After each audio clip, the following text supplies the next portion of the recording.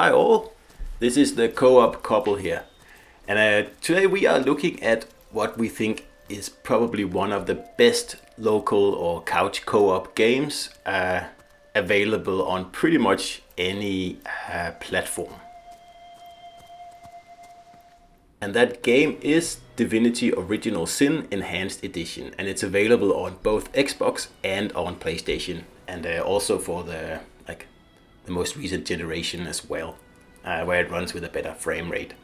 But anyway, Divinity Original Sin is a role-playing game, and if you've played Diablo before, you kind of know what to expect, except for the fact that Divinity is much deeper, and it deviates from Diablo in some quite important ways.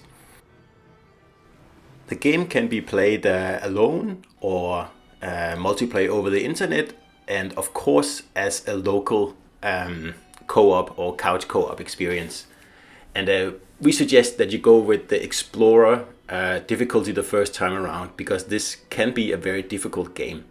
But we'll get into that later.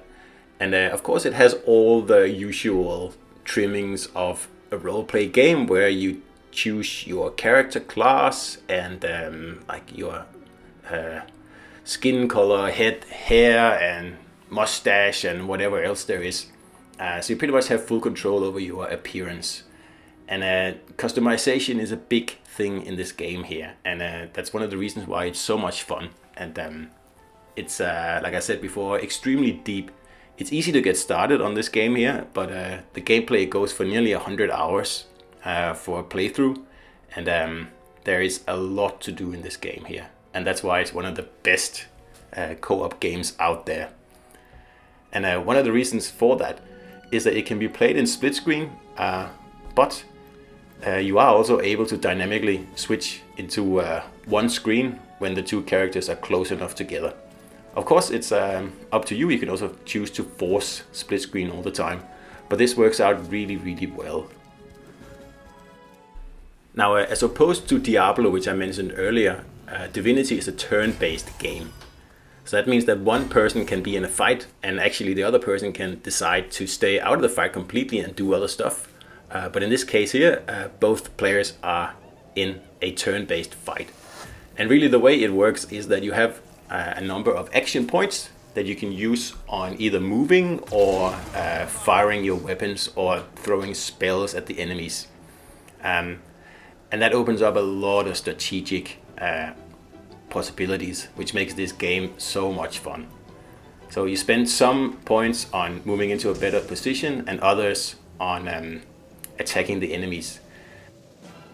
So surfaces and combining surfaces with either other surfaces or magic in this game plays a huge role. For example here, where you're able to light oil on fire using a fire spell. And of course these things get very complicated as you get closer into the game, where you are able to use rain to put out fire and then make the resulting steam electrified using lightning spells, and then in the end, for example, freeze the leftover water to trip over enemies. And poison gas and fire, for example, is another combination that is used a lot. And of course, some of these things are part of very intricate puzzles. And again, these environmental puzzles here can be combined with the magic skills you have, for example, teleportation, where you can move enemies into damaging surfaces and stuff like that. Of course, the further you get into the game, the more advanced these setups get.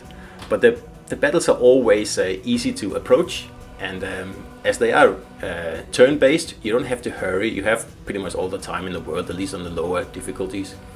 You can choose different viewpoints if you lose track of enemies, like this one here, where they're easy to see. And so using your co-op partner to plan and set up intricate attacks is pretty much what is so great about this game here, at least in our opinion. Like I said before, the options are endless. You have so many different magic skills to use, and there are probably thousands of ways to approach each battle or puzzle or anything in this game here. Now, should one player die, it's a simple matter of simply reviving using a potion. So there's no frustration of starting back at the beginning or anything like that if one player dies. And of course, the enemies can use the same spells to revive and heal each other as well. So keep that in mind. Like I said earlier, there's a multitude of spells and weapons to use. And some of them are very interesting, like this, for example, spider spell here that'll give you a spider to fight for you. And this opens up even more strategic possibilities along with your crowd control powers and the more traditional magic skills.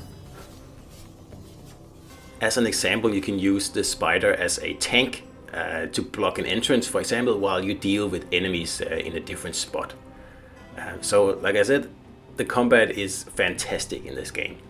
And I also mentioned there's plenty of puzzles. And some of them involves teleporting each other, like this one here, where like each player can only teleport someone else. So that means that to be able to move across environments, you have to work together.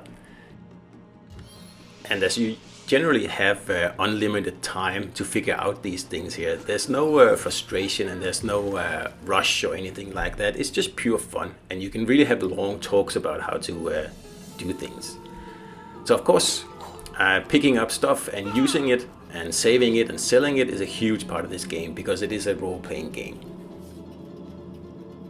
To make picking stuff up even easier, the developer has implemented this search circle, as you can see here. So you will pick up everything within that radius, which makes it a lot less annoying to walk around and pick up individual things.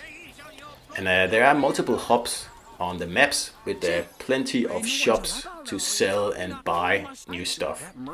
And also there's a lot of reading and listening to do in this game because it is a role-playing game, and if you don't like keep up on the story and listen to what people say, you are going to miss out on stuff. And you can miss out on a lot of stuff in this game here if you just mindlessly walk through it. Probably 30 to 40% of the game is potentially missable. So make sure that you keep up. And when you find something interesting in the game and you want to return later with better skills or whatever, you can add markers to the map. And you should do that because the built-in logbook is not very good. So add markers when you find hidden treasure that you can't access yet, for example, which happens a lot in this game here. Other than buying and selling stuff, you also have the opportunity to craft anything you need. And the crafting system is extremely deep in this game. And almost everything you happen to find on your way can be crafted into something or other. And sometimes you need to have actual tools to craft. For example, like as soon as you find a mortar and a pestle, it opens up a whole new world of crafting, really.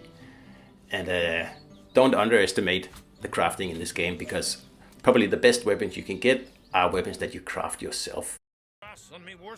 Sometimes this game is like two full games in one, where one player is going through a very complicated quest, reading up on the task that needs to be done, while the other player is rummaging through their inventory and crafting things or buying and selling stuff. There's no limiting one player to do something while the other player does something else. And if you played Diablo, you know that in Diablo only one player can have their inventory open at the time, which is a terrible idea.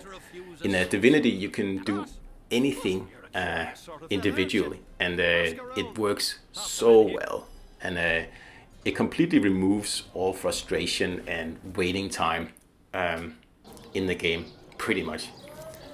And for less experienced players, there's no losing track of your characters as well, because walls become transparent and whole buildings disappear to allow you to see exactly where you are. And for less experienced players, that is a wonderful skill. So in the end here, we just want to give you some good advice when you get started. If you have two characters, it's good to make one character a crafting professional and another character a lore master professional. Crafting is pretty self-explanatory. It allows one character to craft all the stuff you need on your journey. Lore master allows the other character to pretty much know everything there is about all enemies and what their resistances are, which will be very important in the end game, for example. Another thing that needs to be said here is that if you just want to play 2 players, like the game supports 2 players and up to like 2 other computer controlled players, but if you just want to stay 2 players, which we usually do, then pick the lone wolf trait for each player. Definitely. This is not really explained in the game, but it allows you to get more power as you lose out on 2 members of your party, and it just makes the game a lot more fun if you're just playing 2 players local co-op. So don't forget to do this when you start the game. Pick Lone Wolf as a trait. So this was the co-op couples review of Divinity Original Sin, this one here running on Xbox. We've spent hundreds of hours together in this game, and we've completed it 3 or 4 times, I believe. And it is by far the best local couch co-op game available on pretty much any platform. And that's saying a lot. I know that. But this game is cheap, it's quite old by now, and there is a Divinity Original Sin 2. But pick this one up, definitely. We cannot recommend it enough.